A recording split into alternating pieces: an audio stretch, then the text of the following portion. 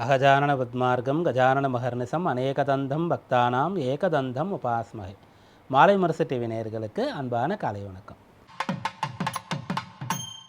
இன்று மங்களகரமான விஸ்வாவசு வருஷம், தக்ஷிணாயனம், சரத் ருது, ஐப்பசி 10, அக்டோபர் 27 திங்கட்கிழமை, வளர்பிறை சஷ்டி, மூல நட்சத்திரம் பிற்பகல் 1:30 மணி அளவு வரை, பிறகு பூராட நட்சத்திரம், அதிகண்டம் சுகர்மம் நாம யோகங்கள், கௌலவம் நாம கரணம். இது இன்றைய பஞ்சாங்கம்.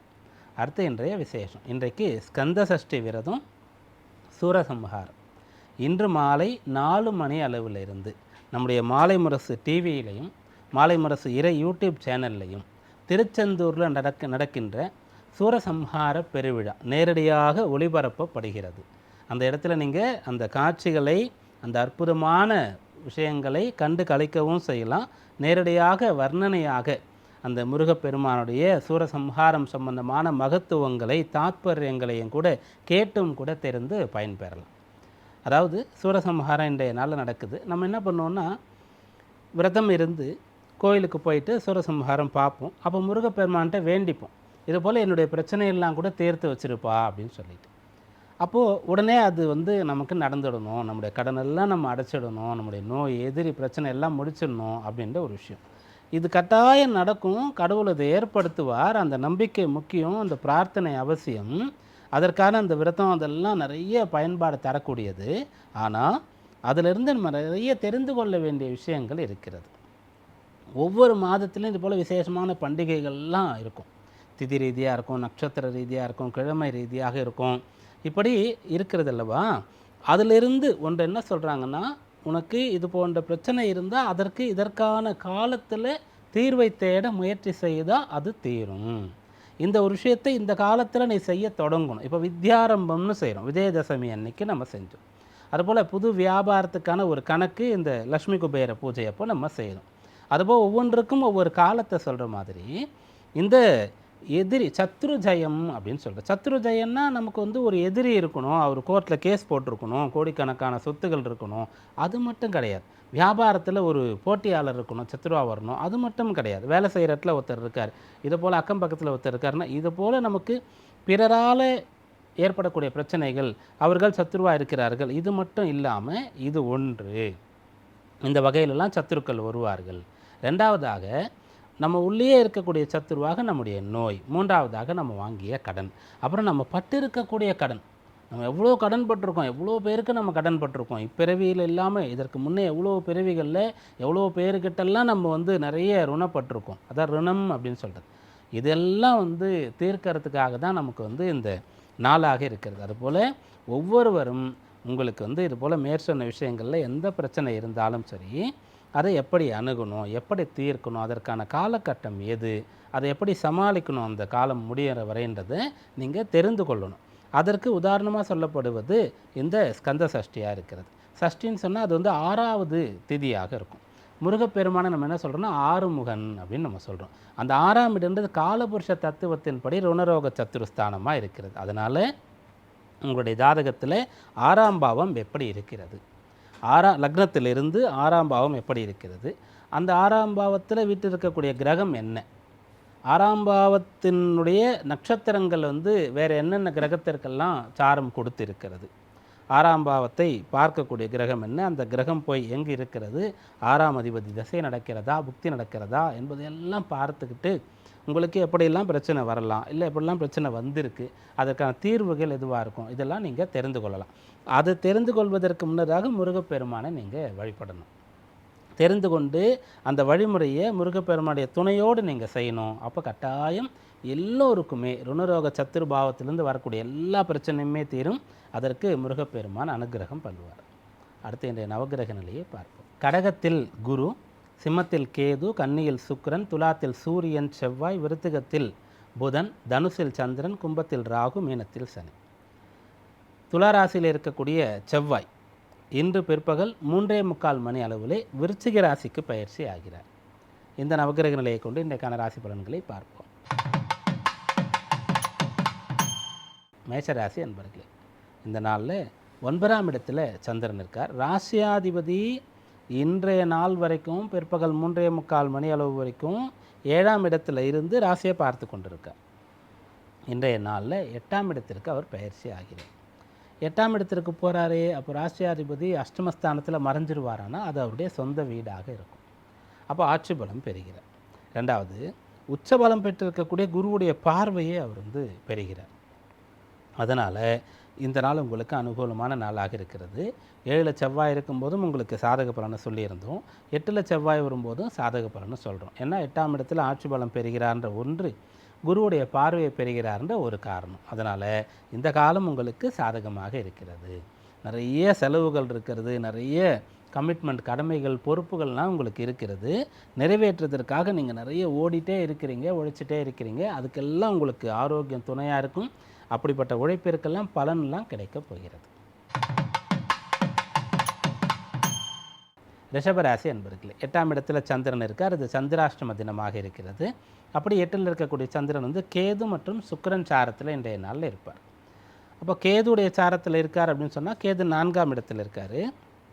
அப்போ நீங்கள் உங்களை வளர்த்து கொள்வதற்காக நிறைய கற்றுக்கணும், நம்ம நிறைய படிக்கணும், நிறைய தெரிஞ்சுக்கணும் அப்படின்ற மாதிரி உங்களுடைய கவனத்தை கொண்டு போயிடணும். பிறகு சுக்கிரன் சாரத்தில் சந்திரன் வரும்போது நீங்கள் இப்போ சுக்கிரன் பலம் குறைந்து இருக்கார் இல்லையா, அப்போ நம்மளை பலப்படுத்திக்கணும். உடல் ரீதியாகவும் சரி, மன ரீதியாகவும் சரி, நம்முடைய வித்தைகள், நமக்கு தெரிந்த தொழில், நம்முடைய கல்வி, இதன் வகையில் நம்மளை பலப்படுத்திக்கணும் அப்படின்னு சொல்லி இதற்காக உங்களுடைய சிந்தனைகளும் செயல்களும் இருக்கணும். அப்போது இந்த சந்திராஷ்டமத்தில் பாதிப்பு இருக்காது. இதே கேது சுக்கிரன் சாரத்தில் அவர் 8ல் இருக்கும்போது, ராசியாதிபதி நீச்சம் பெற்று இருக்கும்போது நீங்கள் இந்த விஷயங்கள் எல்லாம் கஷ்டமாக இருக்குது, இதை விட்டு ஈஸியான ஒன்றுக்கு போகலாம் அப்படின்னு வேலை மாற்றமோ பிஸ்னஸ் மாற்றம் பண்ணுறதோ, அப்போது யாரோ ஒருத்தரை நம்பி எதுவுமே தெரியாமல் புது இடங்களுக்கு போகிறதோ, அது போன்ற முடிவுகளை எடுக்கவே கூடாது. மிதுன ராசி அன்பர்களே, இந்த நாள் உங்களுக்கு அனுகூலமான நாளாக இருக்கிறது. நீங்கள் ரொம்ப காலமாக கஷ்டப்பட்டு நடக்காத ஒரு வேலை, அது வீட்டில் கல்யாணம் பண்ணுறதா இருக்கலாம், அல்லது இது போல் வீடு வாங்கிறது, அல்லது ஒரு பிஸ்னஸ் ஸ்டார்ட் பண்ணுறதா இருக்கலாம். இப்படிப்பட்ட பெரிய வேலைகள் கூட நடக்குன்றதுக்கு ஒரு ஆரம்பம் இன்றைக்கு நிகழப்போகிறது. கடகராசி அன்பர்களே, இன்றைய நாள் உங்களுக்கு அனுகூலமான நாளாக இருக்கிறது. ராசியாதிபதி சந்திரன் குருவுடைய வீட்டிலிருந்து சுக்கிரன் மற்றும் கேதுவுடைய சாரங்களை அவர் பெறுகிறார். அதனால் ஒரு வைராக்கியம், உறுதி உங்களிடத்தில் இருக்கும். நல்ல வழியில் நம்ம வெற்றி பெறணும், எல்லாரும் தெரிந்து கொள்ளும்படியாக நம்முடைய தகுதி நிலையை உயர்த்திக்கணுன்ற எண்ணெல்லாம் உங்களுக்கு வரும். குறிப்பாக யாரெல்லாம் உடல் உபாதையில் இருக்கிறீங்களோ இதெல்லாம் சரியாக போயிடும், நல்ல ஆரோக்கியத்தை மீண்டும் நம்ம பெற்றுடுவோன்ற நம்பிக்கை இன்றைக்கு உங்களுக்கு வரப்போகிறது. அதற்கு குரு சுக்கிரனுடைய தொடர்பு. குருவுடைய வீட்டில் சந்திரன் சுக்கிரன் சாரத்தை பெறுகிறார் அல்லவா, அந்த குரு ராசியில் இருக்கார் இல்லையா, அதனால் நம்ம நல்ல ஆரோக்கியத்தை பெற்று விடுவோன்ற நம்பிக்கை கடகராசி என்பர்களுக்கு வரும். சிம்மராசி அன்பர்களே, இந்த நாள் உங்களுக்கு அனுகூலமான நாளாக இருக்கிறது. உங்களுடைய பிள்ளைகள் சம்பந்தமாக உங்களுக்கு இருக்கக்கூடிய ஆதங்கம், ஏக்கம், அவர்கள் ரொம்ப பெரிய நிறுவனங்களில் நம்மளால் படிக்க வைக்க முடியலையே, கல்வி நிறுவனங்கள் அப்படின்னு சொல்லக்கூடிய ஒன்று, அல்லது அவர்கள் ஆசைப்பட்ட மாதிரி அவர்களுக்கு வாய்ப்பு கிடைக்கலையே, திருமணத்திற்கு வத்து வரன் அமையலையே அப்படின்ற கவலை இருந்தால் அதெல்லாம் சரியாக போகிறது. உங்களுடைய ராசிக்கு 5ஆம் பாவத்தில் சந்திரன் இருக்கார். குரு அந்த வீட்டு அதிபதியாக இருக்கக்கூடியவர் உச்சம் பெற்று 12ல் இருக்கிறதுனால இது வரைக்கும் கண்ணுக்கு தெரியாத அந்த பிள்ளைகள் சம்பந்தமான ஒரு நல்ல விஷயமானது கண்ணுக்கு புலப்பட போகிறது. அப்படிப்பட்ட ஒரு விஷயம் உங்களுக்கு தெளிவாக போகிறது, தெரிய போகிறது, நல்ல பலன் கிடைக்கும். கன்னிராசி அன்பர்களே, இன்றைய நாளில் உங்களுடைய வீட்டை நீங்கள் சரி பண்ண முடியும், வாகனங்களை சரி பண்ண முடியும், உங்களுடைய வேலையில் இருக்கக்கூடிய பிரச்சனைகள் அனைத்தையும் சரி பண்ண முடியும். இதெல்லாம் உங்களுக்கு கஷ்டம் தருகிறதோ, ஒரு முழுமை பெற்ற உணர்வு உங்களுக்கு தராமல் இருக்கிறதோ, ஒரு அரைகுறையான ஒரு நிலை இருக்கிறதோ, அதெல்லாம் இன்றைக்கு சரி பண்ணலாம். அப்படி ஒரு நிலை வேலையில் இருக்கா, அப்போ வேலையில் என்னெல்லாம் சரி பண்ணலாம் அப்படின்றத நீங்கள் பார்க்கலாம். வீட்டை அப்படி உங்களால் சரி பண்ணுறது, அப்படி பிள்ளைகள் சம்பந்தமாக அவர்கள் 2 கட்டான நிலையில் இருக்கிறாங்க. மேலே படிக்கணுமா, வேலைக்கு போகமான்னு அவங்களுக்கு தெரியல, இப்போ கல்யாணம் பண்ணலாமா வேணாமான்ற ஒரு குழப்பத்தில் இருக்காங்க. இதெல்லாம் இன்றைய நாள் உங்களால் சரி பண்ண முடியும். இதற்கான நல்ல ஆலோசனைகள் உங்களுக்கு கிடைக்கும், தீர்வுகள் கிடைக்கும். இது உங்களுக்கு பலனாக இருக்கிறது.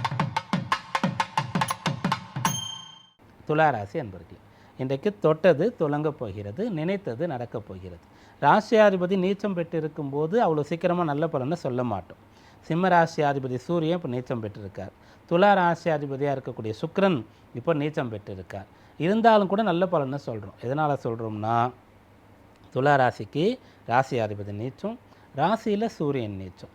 அப்படி இருந்த போதும் கூட இன்றைய நாளில் உங்களுக்கு வந்து சந்திரபலம் சிறப்பாக இருக்கிறது. ஜீவன பாவத்தில் குரு இருக்கார். சந்திரபலம் இருந்ததுன்னு சொன்னால் மனசு சரியாக இருக்கும். ஜீவன பாவம் நன்றாக இருந்ததுன்னா கடமைகளை பொறுப்புகளை சரியாக அவங்களால செஞ்சிட முடியும். ஆனால் என்ன, ஓய்வு பொழுதுபோக்கு போன்ற விஷயங்கள் கிடைக்காது. விருச்சிக ராசி அன்பர்களே, இன்றைய நாளில் பிறருடைய தேவையை பூர்த்தி செய்து வைக்க முடியும். பெற்றோருடைய விருப்பப்படி உங்களால் நடந்து கொள்ள முடியும். பணிபுரியக்கூடிய இடத்துல உங்களுடைய உயரதிகாரிகள் எப்படி எதிர்பார்க்குறாரோ, உங்களுடைய டீம் லீடர் என்ன நினைக்கிறாரோ அதை உங்களால் கொண்டு வர முடியும். பிஸ்னஸ் பண்ணுற இடத்துல வாடிக்கையாளர்களை எப்படி திருப்திப்படுத்துறது அதை தெரிந்து கொள்ள முடியும். இப்படியா இன்றைய நாளில் பிறரை பற்றியே சிந்திப்பீங்க. பிறருக்கு எப்படி நல்லது செய்யலாம், பிறர் எப்படி திருப்திப்படுத்தலாம், பிறருக்கு எப்படி வந்து நம்ம பிடித்தவராக ஆகலாம், இப்படியான விஷயங்கள் தான் உங்களுக்கு எண்ணத்தில் வந்து கொண்டே இருக்கும். அதை செயல்படுத்தவும் முடியும். தனுராசி அன்பர்களே, இந்த நாளில் சந்திரன் ராசிக்குள்ளே இருக்கார். எண்ணங்கள் அதிகமாக ஏற்பட்டு கொண்டிருக்கும். சந்திரன் வீட்டில் குரு உச்சமாக இருக்கார். அப்போ பணம் பற்றிய எண்ணம், புகழ் பற்றிய கௌரவம், மரியாதை, அந்தஸ்து இதெல்லாம் எனக்கு கிடைக்கணும், நான் பிரபல்யமாக ஆகணும், நான் எங்கே போனாலும் மதிக்கப்படணும் அப்படின்ற எண்ணம் உங்களுக்கு அதிகமாகும். அப்போ இந்த அதிகமாகும்போது என்ன பண்ணணும்னா, முதல்ல தகுதிகளை வளர்த்து கொள்ளணும். நம்முடைய அந்த கல்வி, அந்த ஞானம், அனுபவத்தை இன்னமும் அதிகப்படுத்தணும். அதன் பிறகு வெளியில் தோற்றம் பார்க்குறதுக்கான ஒரு ஆள் பாதி ஆடை பாதின்னு சொல்கிறோம் இல்லையா, அப்படிப்பட்ட தோற்றத்தை வந்து இன்னும் மெருகேற்றணும். அப்புறம் நிறைய ரிஹர்சல் பண்ணணும். இப்படி தான் பேசணும், இப்படி தான் ஒரு வேலையை செய்யணுன்றது நிறைய வந்து செய்து பார்க்குறது. இதெல்லாம் உங்களுக்கு சாத்தியம். யாரெல்லாம் மெனக்கெட்டு இதெல்லாம் செய்கிறீங்களோ கட்டாயம் குரு உச்சமான நிலையை உங்களால் அடைய முடியும்.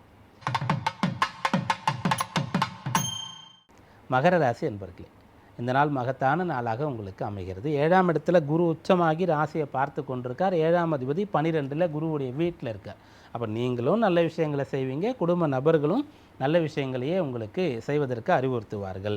திருமணமானவர்கள் வாழ்க்கை துணையோடு சேர்ந்து ஒருமித்த கருத்தோடு நல்ல விஷயங்களில் ஈடுபட முடியும். அதாவது சுப விஷயங்கள், சொத்துக்கள் சம்பந்தமான விஷயங்கள், திருமணம் சம்பந்தமானது, ஆலய பணி, கோயில் குளங்களுக்கு செல்வது, இதையெல்லாம் திட்டமிட முடியும். பிரயாணங்கள், வெளிநாடு சம்பந்தமான விஷயங்கள், இதையெல்லாம் இன்றைய நாளில் செய்யலாம். இதிலெல்லாம் பலன் கிடைக்கும். கும்பராசி என்பர்களே, இது லாபத்தை தரக்கூடிய நாளாக உங்களுக்கு அமைகிறது. 6ஆம் பாவத்தில் குரு உச்சமாக இருந்து அந்த அதிபதி சந்திரன் லாப ஆதாய ஸ்தானத்தில் இருக்கார். அதனால் இன்றைக்கு வேலை பார்க்குறவங்களுக்கும் சரி, பிஸ்னஸ் பண்ணுறவங்களுக்கும் சரி, ஏதாவது ஒரு வகையில் பணம் வரவு அதிகமாக இருக்க போகிறது. கடன் பிரச்சனை இருக்கக்கூடியவர்களுக்கு கடன் அடைப்பதற்காக ஒரு வரவு வந்து சேரப்போகிறது. யாராவது வைத்தியம் செய்து கொள்ளணும்னு இருக்கக்கூடியவர்களுக்கு அதற்கான விடுப்பும் அதற்கான பணமும் கை வந்து சேரப்போகிறது. மீனராசி அன்பர்களே, நினைத்ததை நடத்தக்கூடிய நாளாக இந்த நாள் உங்களுக்கு அமைகிறது. உங்கள் பொறுப்புகளை வந்து உணர்ந்து செயல்பட முடியும், கடமைகளை நிறைவேற்ற முடியும், கொடுத்த வாக்கை காப்பாற்ற முடியும், குடும்பத்திற்காக தியாகம் செய்ய முடியும். ரொம்ப காலம் சேமித்த பெருந்தொகையை கொண்டு போய் பிள்ளைகளுடைய கல்விக்காக, திருமணத்திற்காக செலவு செய்யக்கூடிய யோகம்லாம் உங்களுக்கு இருக்கிறது.